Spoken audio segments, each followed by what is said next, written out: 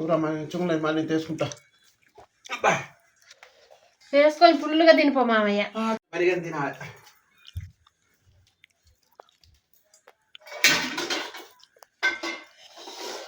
అమ్మమ్మ నువ్వు కూడా తినాలి సానా.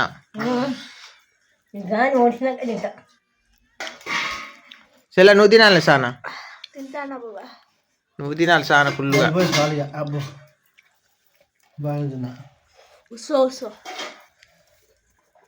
మా చెల్ల ఎక్కువ కారంతో తినది.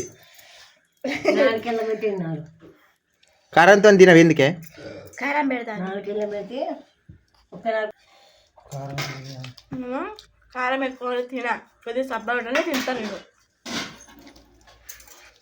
నాకైతే నచ్చింది, బాగుంది, సరిగ్గా తిన్నా.